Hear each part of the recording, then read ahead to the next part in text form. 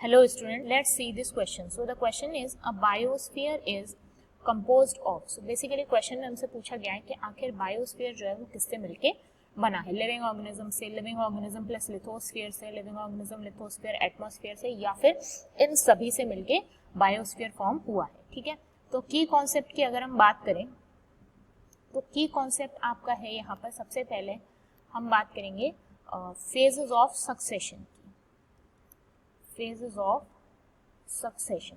Phases of succession का क्या मतलब है? सक्सेशन का मतलब होता है origin of life on earth. ठीक है, ये लाइफ का आना जो है वही आपका क्या होता है? सक्सेशन, जो आपका दो टाइप का हो सकता है, प्राइमरी एंड सेकेंडरी. प्राइमरी का मतलब होता है जहाँ पहले कभी कोई लाइफ नहीं थी वहां पर न्यू लाइफ जनरेट हो.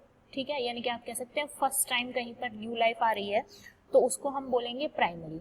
सेकेंडरी सक्सेशन का मतलब होता है जहां पहले से न्यू लाइफ थी, पहले से लाइफ थी बट किसी रीजन की वजह से वहां पर लाइफ डिस्ट्रॉय हो गई और फिर दोबारा वहां पर न्यू लाइफ आई है, तो उसको कहते हैं हम सेकेंडरी सक्सेशन. मतलब आप कह सकते हो सेकेंड टाइम. ठीक है, या जितनी भी टाइम्स आती है.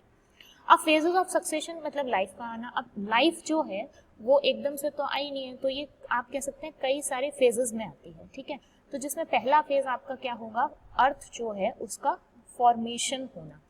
तो पहला फेज है फॉर्मेशन ऑफ अर्थ, जिसको कहा जाता है, it is also called as geosphere.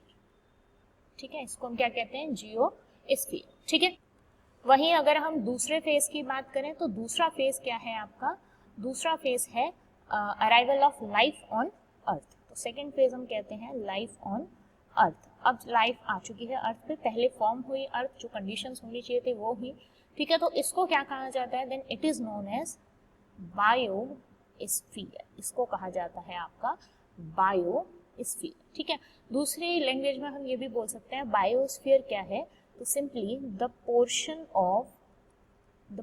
Of earth, earth का वो हिस्सा जहां पर लाइफ एग्जिस्ट करती है उसको हम कहते हैं बायोस्फीयर. वेयर लाइफ एग्जिस्ट उसको हम क्या कहते हैं? बायोस्फीयर. ठीक है, इकोसिस्टम का ही एक पार्ट है बायोस्फीयर. इकोसिस्टम क्या होता है? तो जितने भी ऑर्गेनिजम्स अर्थ पे प्रेजेंट हैं, या आप कहेंगे लिविंग और नॉन लिविंग, ये आपस में क्या करते हैं? इंटरेक्शन करते हैं, एक दूसरे के साथ इंटर रिलेट करते हैं, और इसी इंटर रिलेशन को और सारे ऑर्गेनिजम्स को और सारे नॉन लिविंग कंपोनेंट को सबको मिला के क्या कहा जाता है? आपका इकोसिस्टम, जिसका कि एक हिस्सा है बायोस्फीयर. ठीक है, अब लाइफ होने के लिए इसेंशियलिटीज मैंने बोला था बहुत ज़रूरी हैं, कि इसेंशियल चीज़ें ज़रूरी हैं. जैसे अगर हम बात करें तो ड्रिंकिंग के लिए हमारे पास क्या होना चाहिए? ड्रिंकिंग के लिए हमारे पास वाटर होना चाहिए. ठीक है, for drinking we need water. ठीक है, ऐसे ही अगर हम बात करें तो ब्रीदिंग के लिए हमें क्या चाहिए?